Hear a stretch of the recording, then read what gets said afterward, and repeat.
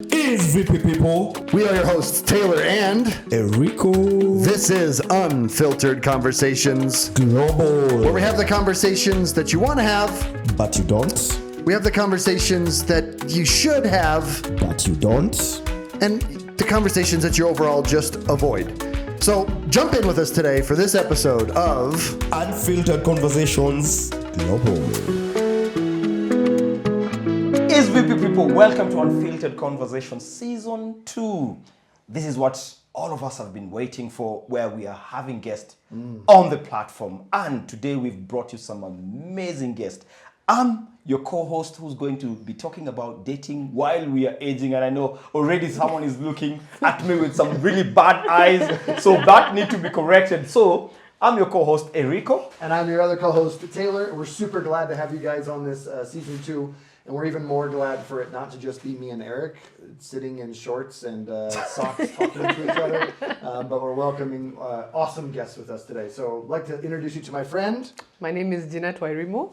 I am JNTT Nimo on Instagram. And my name is Dylan, and I am Dylan on Instagram. And thanks for invitation. Did you hear that? He's Dylan on Instagram, meaning like he was at the beginning of Yeah. Instagram. Got Dylan before everybody else Exactly, got Dylan. So exactly. That's quite the task. So let's dive into our topic today. Yeah.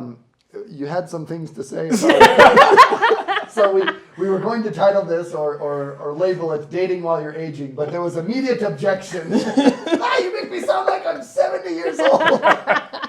But honestly, like, you know, once you pass like 30, 35, whatever, like you get to a point where whether there's stigma but also there's a level of experience. That's what we want to talk about initially, is that both of our guests today have kind of been on the market or in the field of dating through a lot of the transitions that have happened in society with technology, with social media. And so that's kind of where we want to get their input first, is how has that affected the dating pool that you have been engaged with, the dating experience that you guys have been engaged with over the years? I'm just laughing the way he's saying you've been through that transition. I'm trying to wonder, you know, like in the African society, like this is what this guy is saying. Like that time where like a girl was going to the river and like just someone picked them out. That's what you're talking about. Like we're not that far. We're not going all the way that far. No. They're very young. They're still young. So in terms of technology, I'd say, I guess, yeah, in my 20s it was Facebook, especially in college. And back then it was pokes and posting on people's walls. Yes. For sure. And now Facebook's pretty much a thing of the past, and you just have it to keep in touch with people from around the world. But mainly, I would say the platform I use more often than not to keep in touch today is Instagram and WhatsApp. If we're talking about dating specifically, I'd say for me, Bumble. Bumble, okay. Yeah. So for those old people, explain Bumble. Because I'm Gen Z and I'm wondering, what are these? No, I'm kidding. I'm not Gen Z. Is that the one where like different people just pop up on your screen and you talk to them? No. Okay, sorry. So most people know Tinder is the OG of dating apps. Bumble is a bit more recent than Tinder, and essentially it's the woman who makes the first move in Bumble. That's one defining difference for Bumble. And so she has to be the icebreaker and essentially kick off the conversation. By icebreaker, what do you mean? So, Like they use the pickup lines. Yeah. yeah. Oh, okay. Yeah. They start, When they sending usually start. pictures is more like It can be chatting. anything. It can be anything. It can literally be saying hello. It can literally be asking an icebreaker question, like what's your favorite show? Or sending inappropriate pictures. Yeah. I'm sure that happens immediately on these apps. Yeah. Without a doubt. In some cases, yeah. Yeah. I've got some question around that. Yeah. But like, So what you mean basically that the woman is initiate the conversation. Yes. Yeah. So she used the term icebreaker. yeah. Yeah. So I think technology, like, I mean, like, you know, if we look at the history of technology from printing machines and until now, like technology has been used for good and bad, for romance, for love, for dating, for everything, war. for everything. So like now social media through mobile and internet, so is in the hand of every person kind of. So I think like, you know, and I think it's a bit more, you know, what's the name? Comfortable for people to use because it allows you to have privacy. While if you go to a club, maybe you will be seen by some people and maybe more expensive, especially in Kenya now, yeah, for most of the people. So the best way to communicate and find your dating match, I think, is social media. And so I think there are plenty of apps, and as she said, like Bumble is one of them. Yeah, so I think, you know, in general, maybe some people they don't like technology, but I think technology, as there is an American philosopher, he calls it liberatory technology.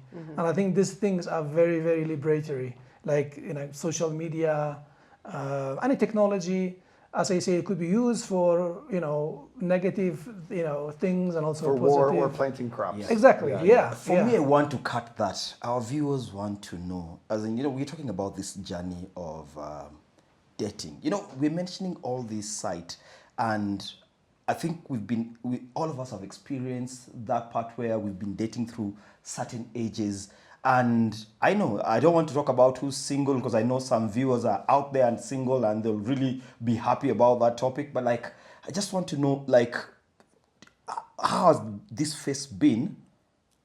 Like through the Facebook, like the way Jeanette was saying, like through the Facebook and all that dating, how has it been before? Like I go to those hard questions that I want us like just to discuss about, like now the stigma in the society. I will say, even as we say technology is great and there's positive and negative aspects, it's in a way a necessary evil. I think the way we structure society, especially in cities like Nairobi, there's fewer opportunities for organic connection.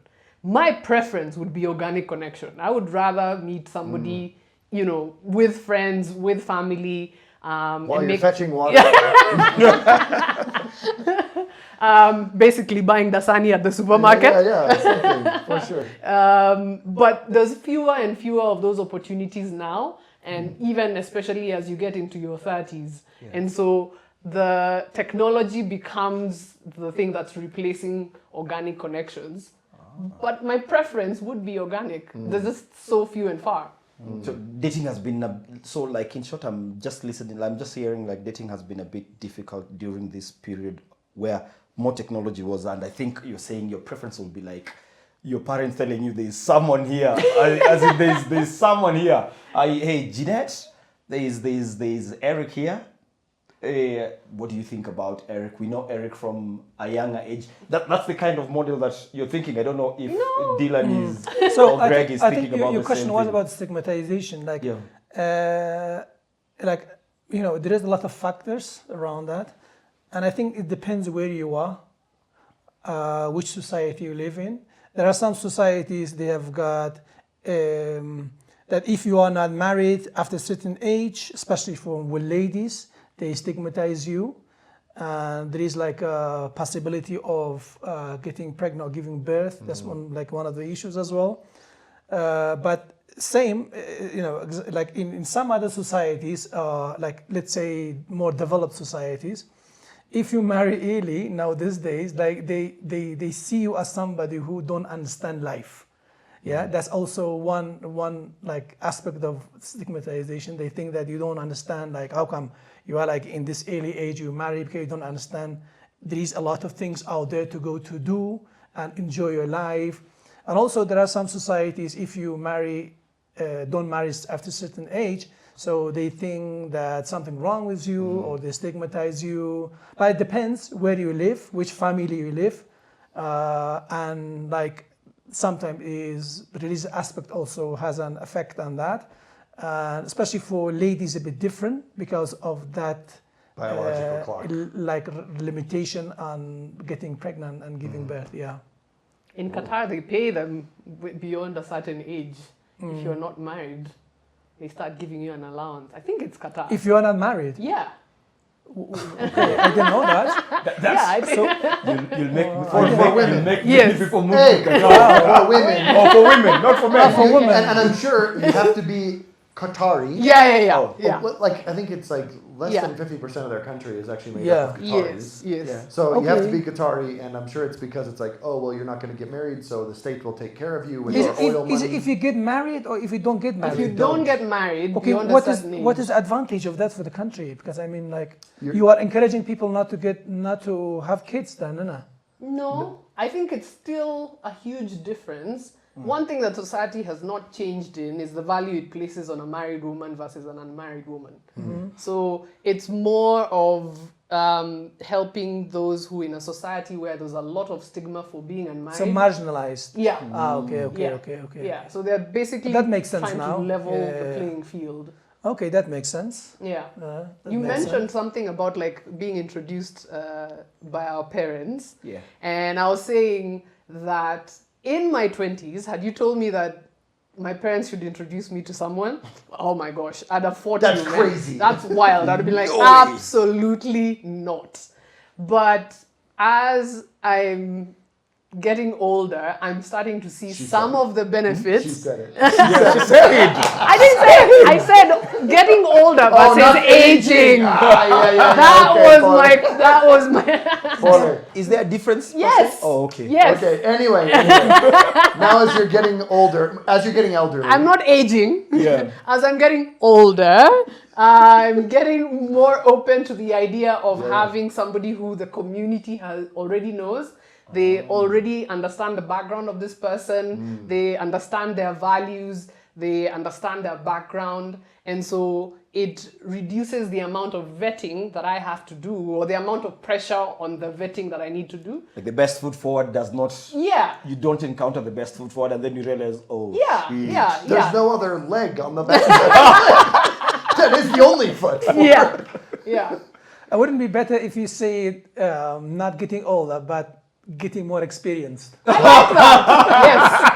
Getting more Now, experience. I That think can like also that. come with I'm a very experienced. Oh, it does have it does have that, by the way.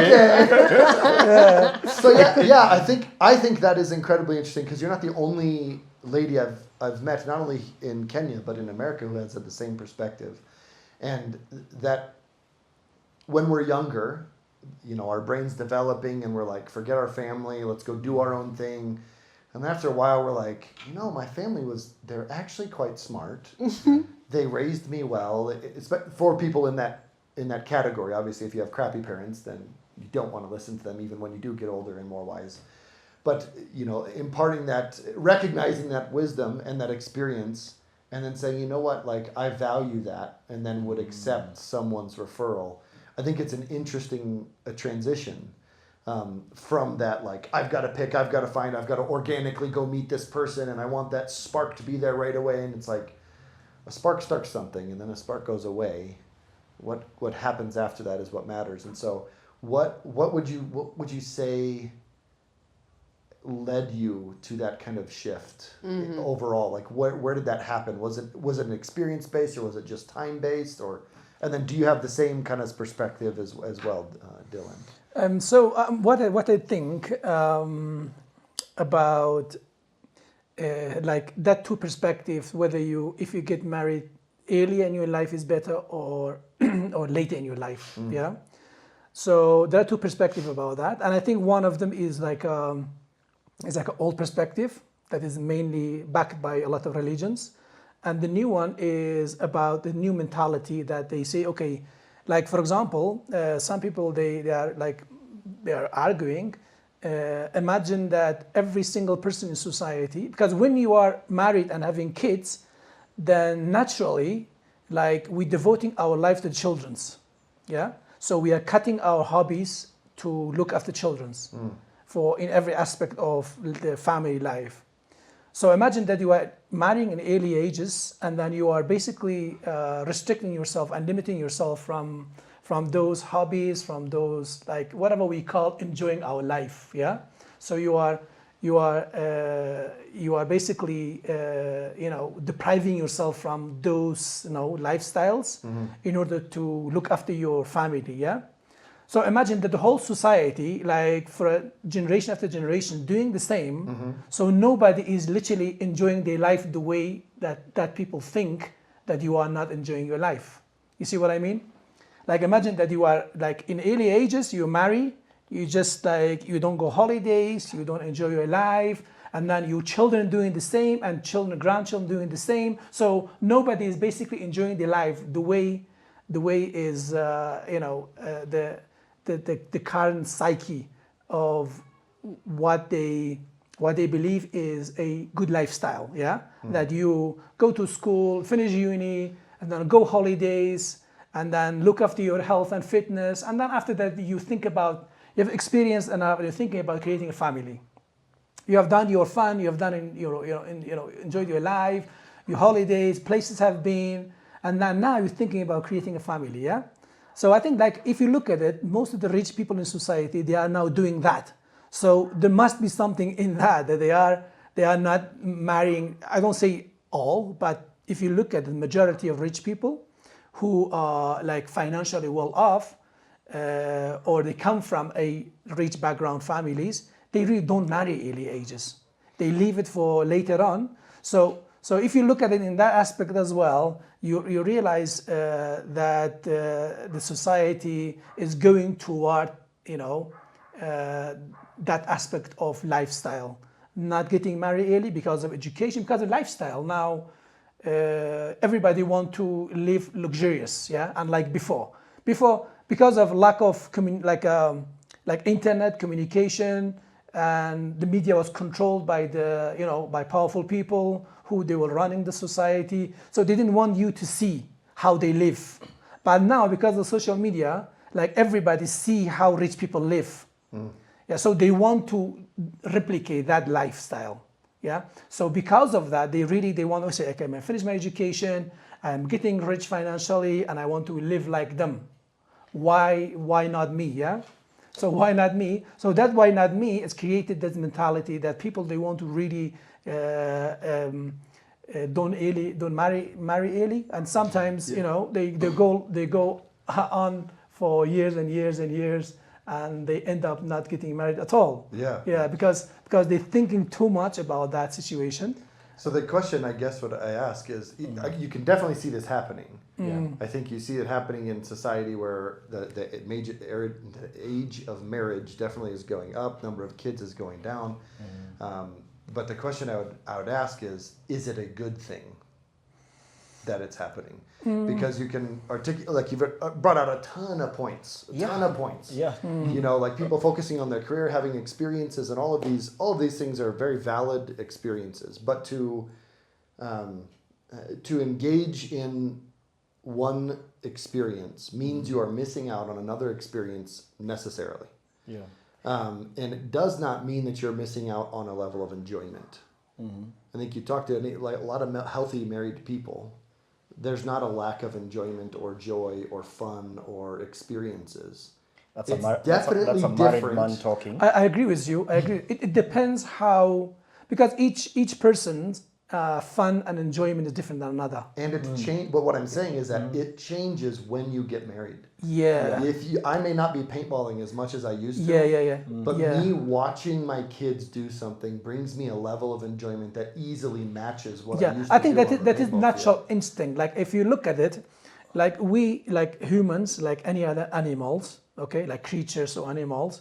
So we are basically destined to find another person, like your opposite sex, and having kids and having families, yeah.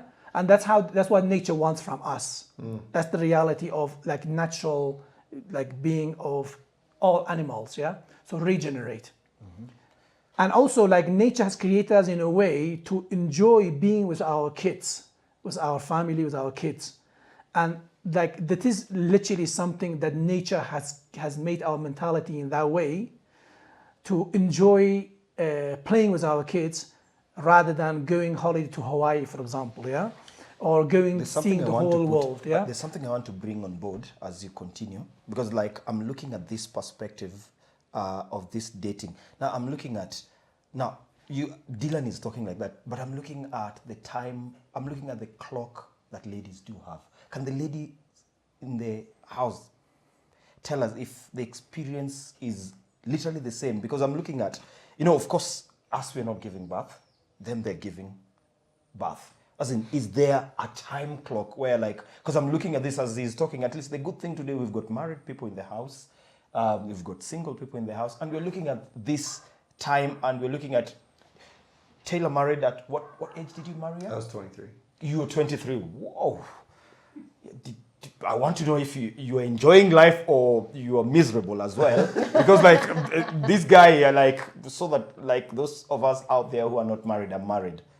For those who are not married as well. And then like Jeanette can tell us like, what does she feel around that space that, because Dylan has introduced quite a lot of topics here, and I feel like we also need to also look at the reality of the ladies as well, and the reality of the men in the society, because they've got a time limit. I don't want to say what they go through, but they've got something that they need to go through, and medically they need to do that in certain periods that will be healthy for them. At a certain period, it becomes a bit complicated for them. Jeanette, what do you think about this? So the contrast to what Dylan was mentioning is, traveling, enjoying, and then having the family life. The flip side is also getting married early, and your kids go off to school, and then now you guys can enjoy yourselves. So there are benefits to both sides of the conversation. I think it's a question of perspective. Because if you marry early, then your kids are out earlier as well. And so now you have the whole of the rest of your life to travel, to study and everything. But yes, there also is the aspect of biologically, women aren't able to have children at the same rate as they would be when they're younger.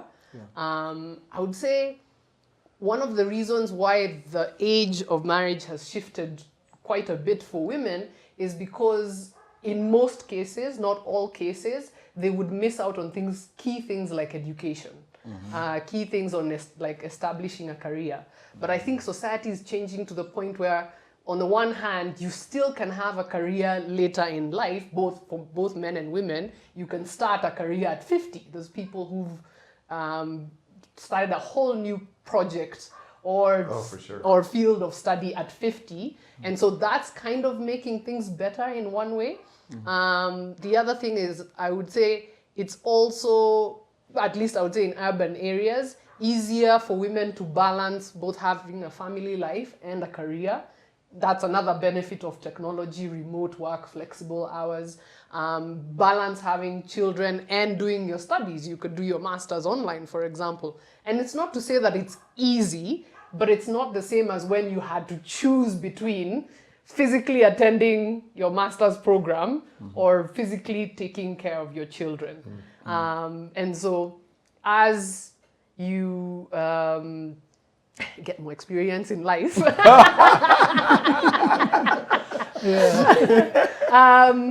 you also start to understand yourself better, I think, which is the side I would see. Is that a byproduct of being alone or a byproduct of age? It's a good question. Because it ties into what you asked about earlier, like allowing our parents to even introduce us to people. And it's both age and time alone. But I think like you get to understand yourself better, but even your family gets to understand you better. I feel like in your teens and early 20s, even you're not sure of who you are. And your brain is still like plastic. And so your family even less so. Yeah. The person they're likely to introduce you to, you'd be like, what? Whereas now, I think I've had, for example, with my mom, we've had extensive conversations around relationships, around... Were those natural conversations? Yeah. They were very forced. No, they were actually... Jeanette! No, so now I'm even more likely when I'm dating, I'm more likely to tell my mom about my relationship, tell her about him, and we get to see, hey, she gets to understand what am I looking for, both my nice to haves and my non-negotiables. But even generally as a person, we connect more with my mom now than we did when I was younger. And so that's why that's part of why I'd be more comfortable with her introducing me to someone, because I'll be like, yeah, she knows me well enough to know what's a nice to have, what's a non-negotiable. And so, and the same applies to me in the dating space, technology or not. I think those more I understand about what I would like for the rest of my life, what I would like to pursue even in terms of career, in terms of financial goals, in terms of travel. I appreciated the time to get to know myself. And I recognize that that may not have necessarily happened in a married family context. The I same would way. have, not in the same way. Of course, Still- you get it to, still would have happened. but in a different way. Completely different way. Yeah, and that's speaking for myself. Yeah, for sure. Yeah. For sure. Yeah. Yeah, but like for example, my idea is my idea. It's based on what I see, what I have read, what I have seen. Yeah, but statistically, there's something that is more scientific and is something totally different. But if you look at it statistically, like most those women who they marry in early ages, they are less successful in the current like socioeconomy. So But are they happier? yeah, I mean, like if you look at the society, like what make you happier now But is just having subjective ratings across the board. yeah, definitely. Like it depends. Happiness is subjective. Yeah, Completely. It's not objective. Yeah, because you cannot like what make you happy doesn't make me happy. Yeah. Are they happy according to them? Yeah, but there is a concept of now what really considered as a successful person is Who is establishing that measure? that measure is like, okay, if you for example, if you've got a good income, if you got a career, that means like most of the girls and boys, they are looking for somebody who is independent financially. Yeah. So that means that person is successful, okay? So they can pay their rent, they can pay for family if one, for example, be pregnant or another be, something happen, so they can look after each other. So this is very important. That is why, okay, like everything is subjective. Even success is subjective, like because some people they believe in minimalism. They really, when they look at you, for example, you've got 10 houses, they say, so what? When you die, you're naked, yeah, just like the way you come. So what is the point, yeah? So it depends how you, because some people like, for example, Donald Trump, he was rich and he is rich and he's president now, or Elon Musk, but they want power. They want the money to be powerful to change things. So it depends. That make them happy. I want But to some ask you, people, Dylan, a question. yeah. Would you date any person who, or you have the person that you're dating, would they have to be successful? So in my view, somebody who in the current like socioeconomy that for me, really education is important. Yeah, somebody who is less educated, in my view, okay, it's not the criteria, it's not a main criteria, but it's important that you understand each other. You can discuss stuff. Yeah. And maybe a person not well educated, but be very knowledgeable in certain areas. That's also one. Yeah. But for me, success is somebody who, for example, okay, if you marry somebody and you die, okay, and then you should not be worried about your children. That woman look after your children. Okay, that woman has to be. That's very important. The woman to be independent. If woman is relied on you, that means when something accident or anything happened to you, you die. That means your children will be relied on somebody else to look after them, and for sure that kid don't have a like father to look after that kid, because the woman is somebody who is just regenerate only and cannot look after herself alone, let alone the children. So they are absolutely relied for the on viewers. you. For the Yeah. viewers, I just want to put you on the hotspot for a bit. Yeah. So let me just ask. This is just a question out of just outside the normal.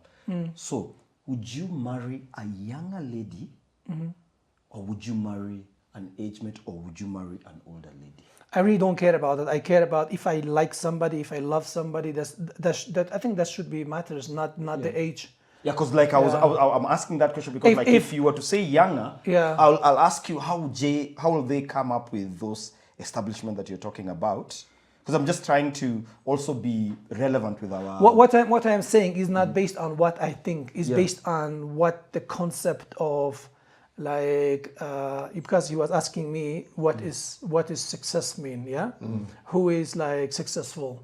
Yeah. So as you say, it is really like subjective, yes, but objectively there is a psyche exists that, and a lot of it based on statistics. Because if you look at the criminology, yeah, of the society, so you see those people who they come from a well-off family, they tend to be more successful, yeah, But and that would less also be paired criminal. with the idea that generally well-off families are intact. No, meaning not they have- necessarily. There are always exceptions in every society. There are people Correct. who come So from the mean though is yeah, that but successful we people are with talking the about money we are are taking the remaining majority. married. So they're remaining married. Yeah. Yeah. So they're having kids that are stable is not necessarily a byproduct of. It's more focused on the contributing factor to their being healthy kids is the fact that they are married, not necessarily that they are rich. Okay, what I'm trying to say, okay, in terms of exceptions always happen in both sides. Yeah, there are For some sure. families they are mega rich, but their children tend to be drug addict. Yeah, For sure. yeah, that's the reality. Yeah? Yeah. But there are also families from like really poor families, like poorest in society, and then they are genius, and then they come up with a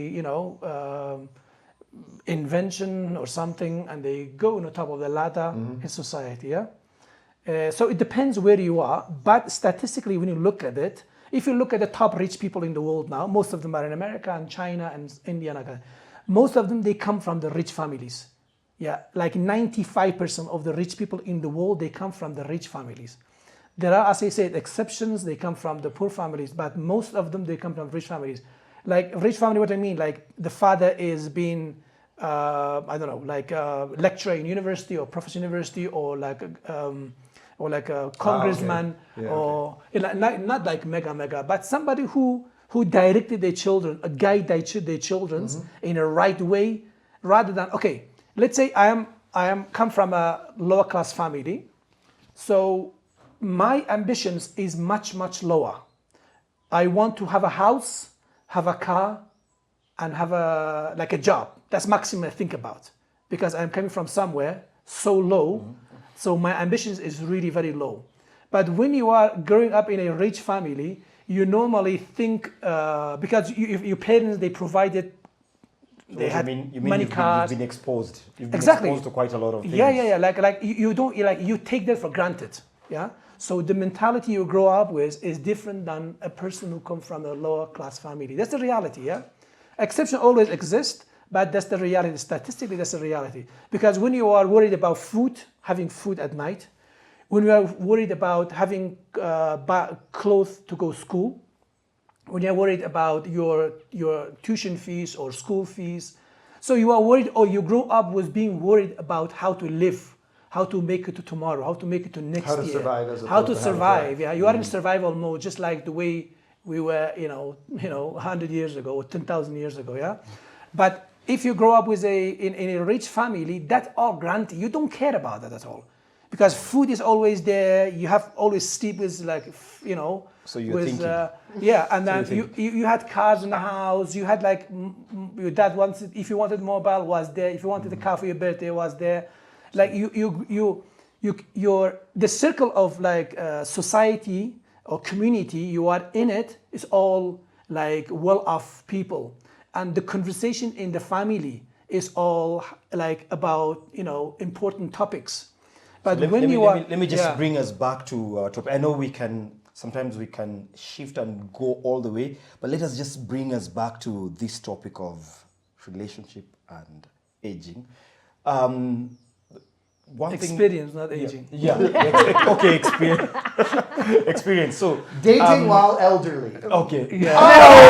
No, that's even worse. That's so That's bad. even worse. So because at least we've got 2 married and 2 single. And I'm looking at what pressures. Do we have pressure from the society to marry? Do we have pressure within ourselves to marry? Or do we, how is this? Because like the guys who are watching it, they're looking at, because there are those who are experienced, as they say. Like, how do you view this aspect of dating in that? Where does the pressure come from? As in, do you have pressure?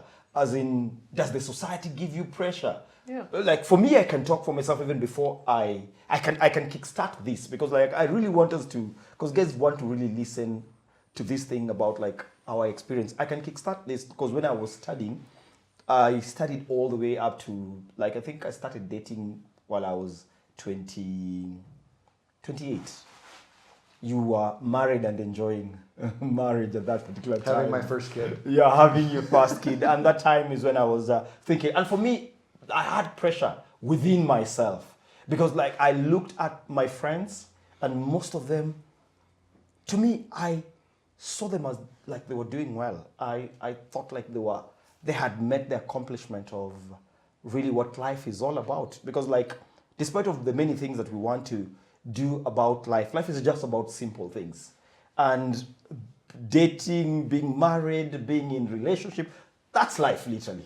We are all in relationship. So, because for me, I had pressure because my friends were married, and I thought like, I'm getting late.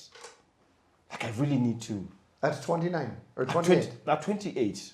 And I thought like, I'm really getting late. I'm really getting late to be in a relationship, because that time I was not in a serious relationship then, is when like I was thinking of getting into a serious relationship. But like when you look at my friends at the same age, some of them like probably they've already married, and like a good number of people like, so I don't know. Like for me, pressure was within me, and like a bit of the society, of course. Your mom asking you, okay, when are you bringing someone, and those kind of things. So you've experienced that though. Yeah. So both. I would say societally, it's. I think when you're younger, again, in your teens and 20s, people ask you, what do you want out of your career? What are you studying? What do you want to do? That conversation shifts drastically in your 30s. People no longer ask you about your job or your travels or anything. They literally will, like, after introduction, be like, so are you married? Are you planning to get married? When are you planning to get married? 5 minutes since I saw you. They've literally just met you. But even like family get-togethers and stuff, it's like they only get interested in your life if there's somebody on the horizon. If there isn't, then they don't really want to know about your travels or your job or anything like that. I think also the way we How does structure. it feel when that happens? It's exclusive. It's exclusionary. Is that the word? You feel like I've not qualified. I don't have anything to offer. I have nothing to offer if I don't have a husband by my side, if I don't have a child. And sometimes people will say that in conversation, be like, oh, you don't have a husband, you don't have children, you don't know anything about this. Wow. And sometimes they're talking about like the cost of living. And I'm like, I know about the cost of living.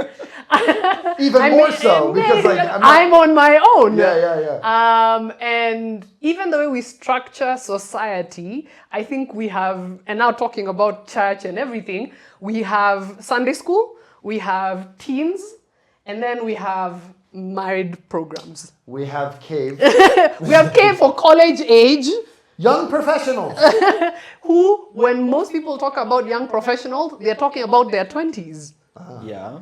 If you think about your church community, how many single people do you know in their 30s? And what programs would they plug in that aren't specifically tied to those groupings?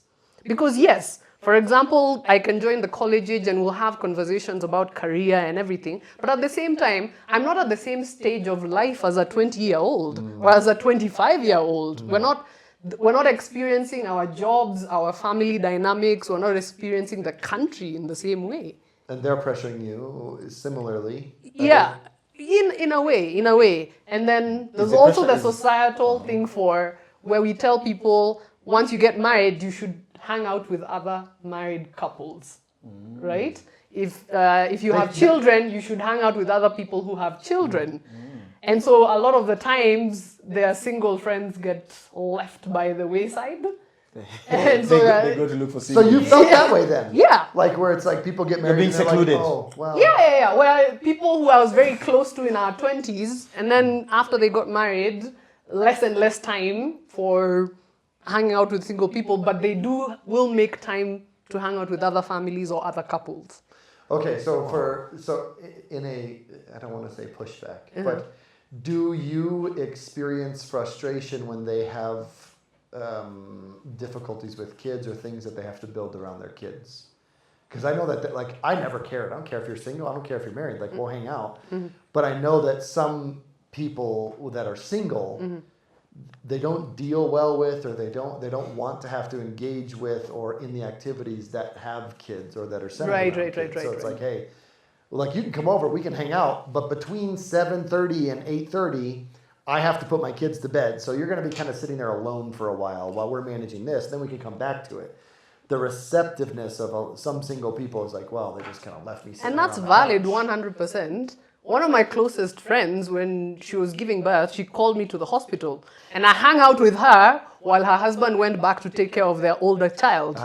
And that's something a single lady can do. Yeah. But another one wouldn't be able to do Yeah, because for she sure. has her own family to take care of, and for hospital checkups and things like that. sure. And so I agree with you, there are people who are not open to that, but I think having somebody who can take those things into consideration. So one of my closest friends is married, and so sometimes she actually wants to hang out just the two of us, and she'll like No kids. no Like, kids, yeah, for no sure. husband, For sure. and then there are other times where she's like, my family and I are going out for Greg is fries. saying enjoyment. Please join us. Please join us and participate in what we're doing as a family. And I love that. Yeah. I want to Okay. see that. Okay. Yeah. That's good. So I Yeah. think as you say, like initially, is two aspects of this. Yeah, like one is what the nature wants you to do is to regenerate, to have kids, and another one is what do you want, and that what do you want is based on what like society or technology and everything and the lifestyle And what- has what big imposed companies on have you, tried which to get which you is to not want. natural, which is not natural actually, which is not natural, but creating a new nature. Yeah, because sometimes society creating a natural reality, yeah, but is really, when you deeply think about it, is not natural. Like, for example, it is not natural for anybody, for women, for example, to be unmarried after, let's say, 25. Yeah, but when you look at the reality on the ground, that woman, the husband expecting her to be independent, yeah, to have like, because of the rent, because of the energy, because of all those expenses that come with in a house. So a man alone cannot, most of the men alone in the society cannot afford paying for that, yeah. And also there is another aspect of it, that there are some men. Looks like she does not agree with that. No, those are reactions behind camera, those reactions. No, actually, that's a reality. I mean, like, look, I see, like, for example, in every society, not only in Kenya, in every society, nowadays the cost of living is really very high. Because we are paying for watching TV, we are paying for our phones, we are paying for internet, we are paying for school fees. You have to pay to live. So to do this, you need at least 2 people in a family of 4 to work, to feed the family, yes? So it is not easy. So that is one aspect of it. Another one is a natural aspect of the life is like most women sitting at home, yeah, and regenerating, giving birth to kids, and then the man go out and work and come back and feed the kids, and then so together they look after the family, yeah. So both of them is right, but it depends who you are, depends what you think, depends what type of mindset you have. Most of the women, they want to be independent. Like, for example, in most developed countries, like if you're dating a woman, if you take her out, if you pay for a restaurant once, after they say why you should pay, you are treating me like inferior. For example, I am a person. I am making seriously. Seriously, that really has happened for me. Like in the UK, like I was dating a Australian girl. So she wanted me, like I paid one and again with it, and say, why do you pay again? I will pay. And she was really like offended by that, because she said, probably you've got that type of like, I am the man mentality and I have to pay for why, you know what I mean? So she was really like, she was offended by that. So it depends where you are. There's a lot of factors around this.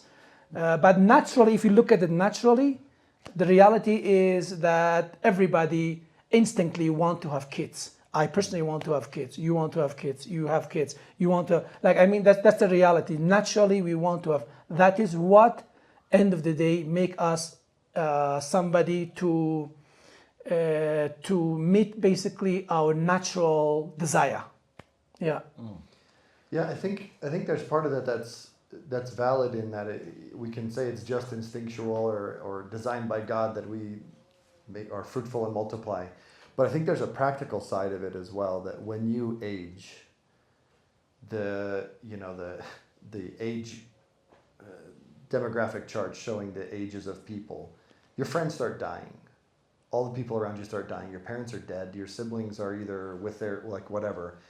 And so the propensity for people to be lonely and to be alone only grows with every single year. 100. And when you have kids and you've established that family, you completely bypass that. Because now you have people that you literally gave life to. And you can look at that from an atheistic perspective and say that's just natural biology playing its way out, and their responsibility too actually is minimal. But then there's the practical side where it's like you're sick in bed, and your bed is in the hospital, and your health insurance is paying for it because you've invested in your career and you're comfortable, but you are alone. Your coworkers are not coming to see you. Or you're sick and alone and home in bed and your kids are coming to see you. And that's really the thing that I don't think in this whole process of dating and should we get married, it's something to consider because we're all going to end there. Maybe we get in a car wreck and none of that happens, but we're all going to end there. And so am I going to structure my life? Am I going to intentionally work things out so that when I come to this point that is inevitable, am I going to be part of this pinnacle that is alone in general?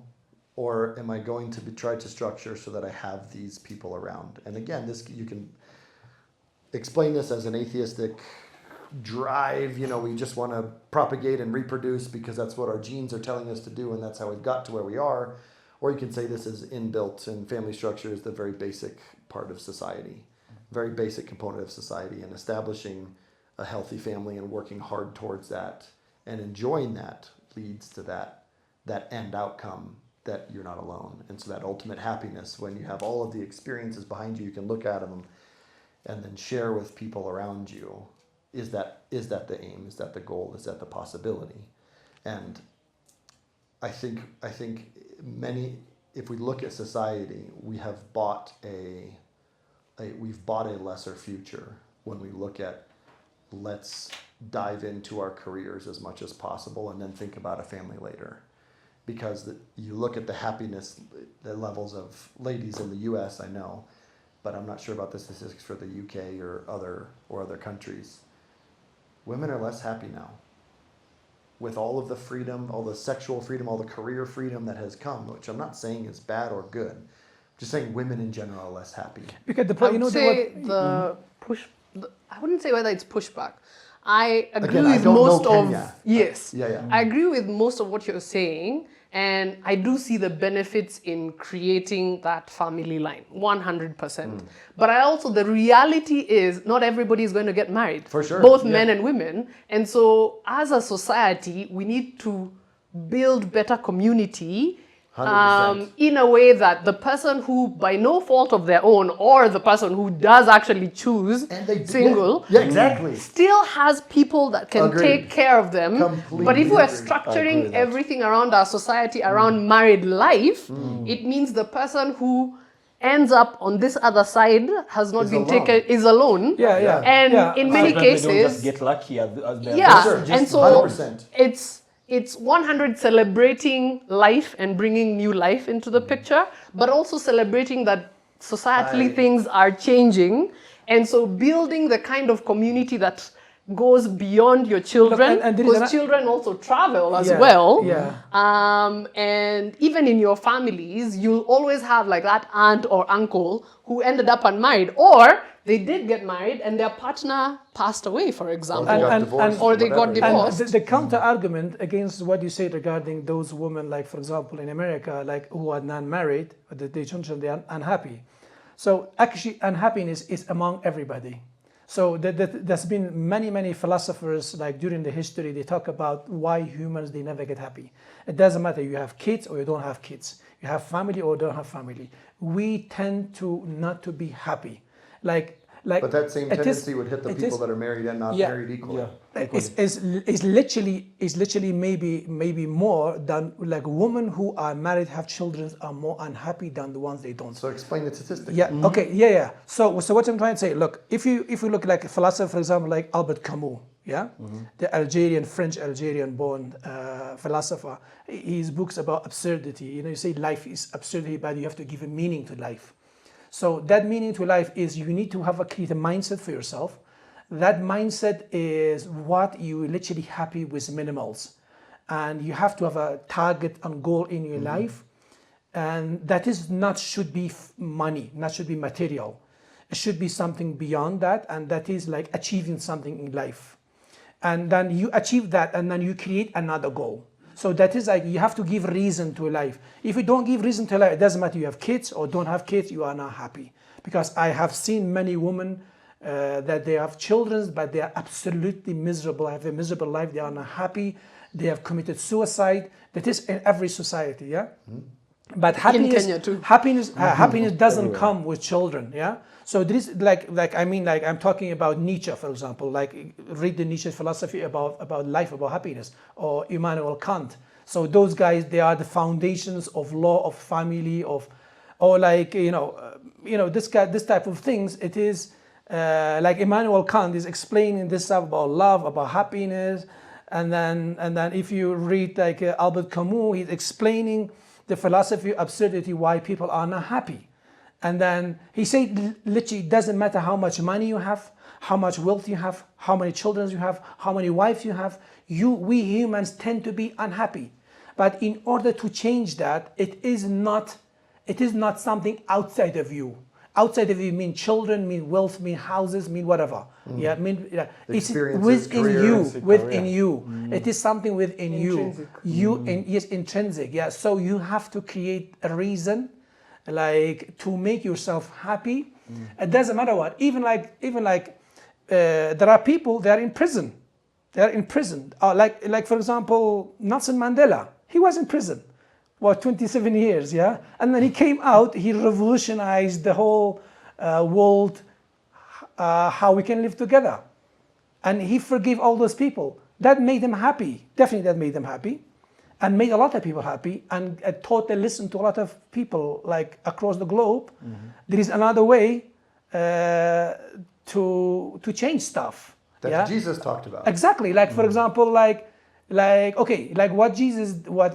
not religious, okay, but I like Jesus. Why? It's understandable. Yeah, The greatest yeah. teacher of all time. Right? Yeah, exactly. Like why? Because like that person, he didn't have anything for himself. Whatever he had for others, like give, and that's what made him Jesus. So, but those people who they really they want everything for themselves, but they are still unhappy, because nothing make you happy which is extrinsic, Yeah, which is outside of you. I recently heard Jordan Peterson was breaking down the idea that from all measures that the human experience is about self-sacrifice. Yeah. Yeah, true. And to me, like that fundamentally is exactly what having a family is.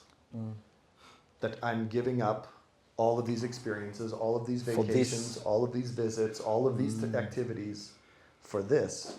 And then, because I know as a man, like, if I'm single, it's like, I mean, I have self-respect, but it's like, I don't have to live in a massive house. Like, I can kind of rough it. But true. I got a wife and kids, like, no way.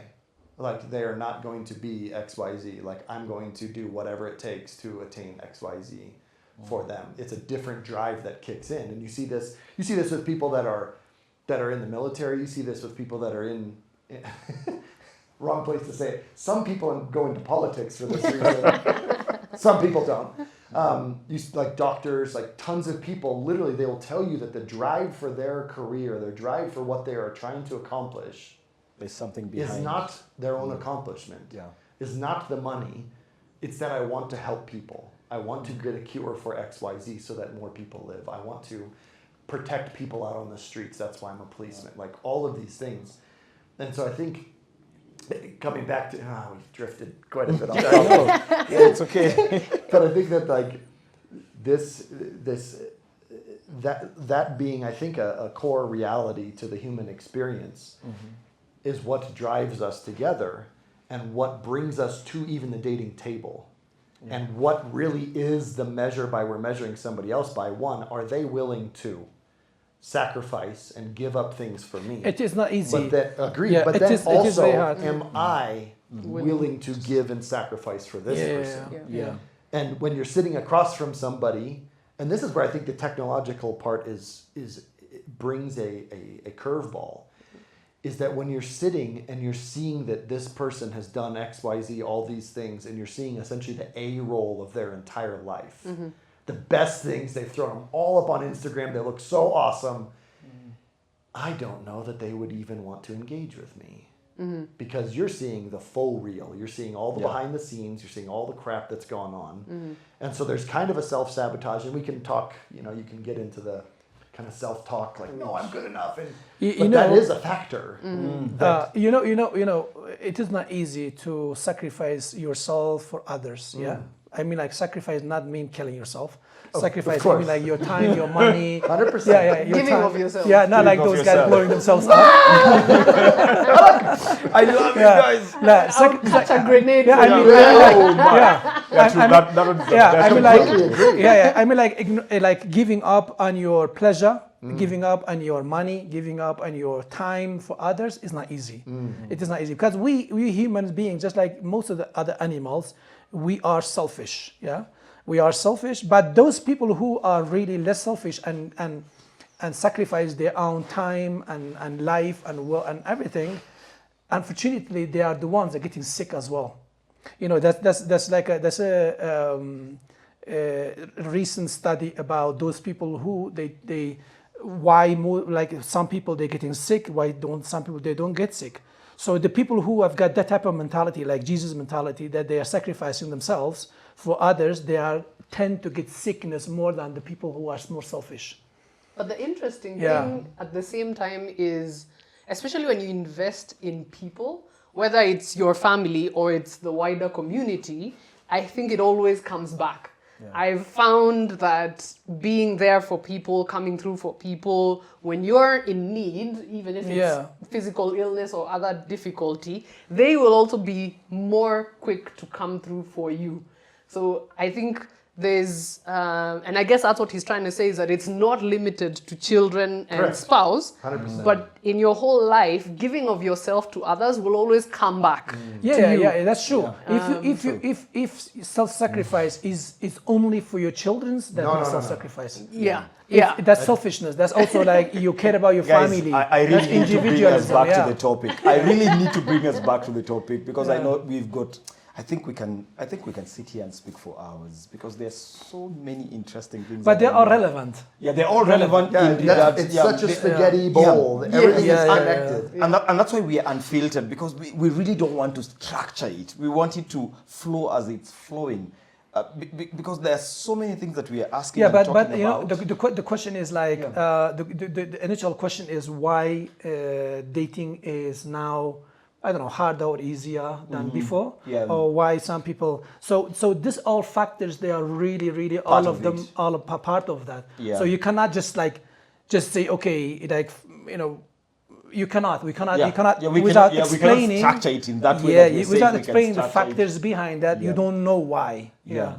So the other thing that was so interesting that I really wanted to just dive into it, and because you see, I'm looking at our hormones as well, and when we stay longer, because like there's a conversation I had with our social media manager, and she said like sometimes her hormones kicks in and everything looks yellow and ripe to be eaten. Like a mango. Even the ugly guys are looking like a good snack. Yeah, everything looks like a good snack. But like we're looking at this, how, because I know our viewers will want to know, how do we even manage this space? As in, do we go around sleeping around and we hide ourselves into that space where things are changing, things are hard, or should we be more responsible in identifying and sticking around? Am I making sense? Am I making Yeah. sense with my question? So I think for both, this is not something that's limited to people who are single. Yeah. I think it applies to married people as well. Yes. There's an aspect of discipline Yes. and self-control. And so if you are saying, I lack self-control, therefore I'm going to get married, you're setting yourself up for failure, because the marriage is not going to be the one that controls you or manages your discipline. It has to come from within yourself. Similarly, as a single person, you still have to develop that self-control and discipline around your desires. And so I believe that people should invest in self-control and discipline for the sake of the benefit of their life. And it applies across the board. It's not just with people you're attracted to, but it applies to food, to social media, to spending money. All these things are beneficial for your life. And so if you are single, you should invest in that. If you're married, you should invest in that. You shouldn't get married solely because you're unable to hold yourself. That's a terrible reason to get married. However, But if you for have those found who a are- person... For those, let me just cut you short. For those who are Christian, they'll follow the lesson that were given to them by Paul. Don't ban. But Okay. I think he's talking I'm just throwing something in. I'm just throwing something in. Which But I I don't think think it applies because he's talking about the long term. He's not Yeah. talking about Yeah. if. He's No, talking the about short if term. to get married or not. Yes. Yeah. He's giving an option between a life of celibacy Yeah. and a life of marriage. That's if a you're banning contrast. desires. Yes, that's what he's talking about. Yeah. He's not so much saying solve this problem by getting married. He's saying if that is the thing that you would desire, then it is better for you to get married and Yeah. invest in getting a person who you would like to share that with. And I would say, I would say for myself, I wouldn't want somebody to pick me out of desperation.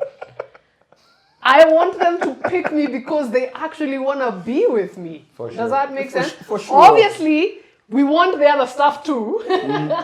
For married people, I they tell do you not, those stuffs are good. But yeah, 100. But I don't want it to be the only reason that they are picking me, for example. That, you know, they're backed into a corner. I wouldn't want that. That would not sound like a compliment if somebody is saying, the only reason I'm with you is because, you know, there's no other option for me to solve this desire. Because what happens, the reality of life is at some point, those desires shift. Yeah. The attractions shift. Life happens, illness, career, everything happens. You want to have a partner that even when the desire fluctuates, sometimes it's high, sometimes it's low, you guys are still good friends. That you can actually hang out beyond the desires of youth, if I can call it that. Is it possible to achieve that? Yeah, I think I totally agree with her. I think she is like, I'm you just know, asking whatever the she question. says makes sense. Yeah, Yeah. absolutely. And that's what yeah. I think dating now has become. Yeah. We were talking about earlier, 20s versus 30s. Yeah. If you had asked me what my list of negotiables and non-negotiables in my 20s were, no, actually, the length of the list is the same. What's contained in the list has changed. Okay. Okay. So it has shifted. That's interesting. It has shifted away. I can confess that in my 20s, it was very heavily on physical attraction. So what they look like, what they sound like, how they dress, Do they have how these they nice speak, hairy arms? and those would still be nice to have 100%. But it has shifted more to values. I now have a longer list of values that I look at, including emotional intelligence, communication. We've talked about sacrifice, discipline, than I did before, and things I would have ignored or overlooked Passed in my over, 20s. Yeah. Not even Now thought about. Like, in my 30s, they're non-negotiable. If for example, if a guy says men don't communicate, I'm like, cheers, thanks. I'm gonna be this way Because you want. because you Which don't is- communicate. I'm looking for somebody who can communicate. Yeah. Which and is so, yeah. interesting because Yeah. everything that you're articulating is more difficult to cultivate. Yes. Having somebody with these values is harder to.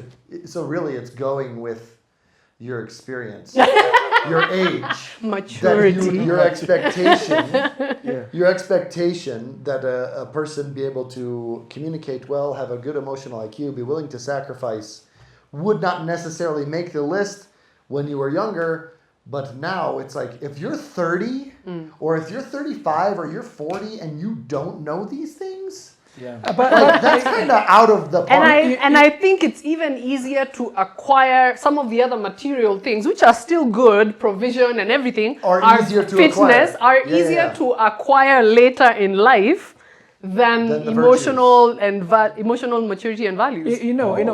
If you look at the statistically, if you study family law in comparison to family law of other countries like developing countries and developed countries.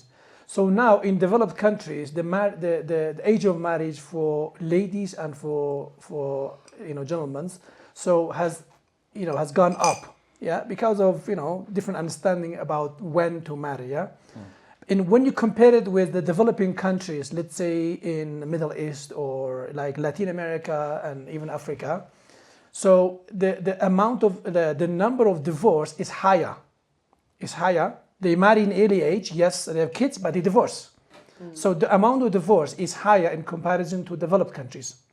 Because those people, as she said, with experience, with maturity, they make right decisions. At least 90% of the times. Because they have got enough experience, they know who they want, then they don't care about the physical appearance, they care about the personality, they care about a lot of stuff. That in the early ages, when you are younger, normally you care about, you are fantasizing things. Yeah? So that's the statistically you can look at it, like the amount of divorce now is happening in developed countries is way lower than developing countries. That'd be And interesting. yeah, That's an interesting statistic. Yeah. Yes, Because yes. yeah. That's the reality. Like if you remember, we studied the family law in the UK, yeah.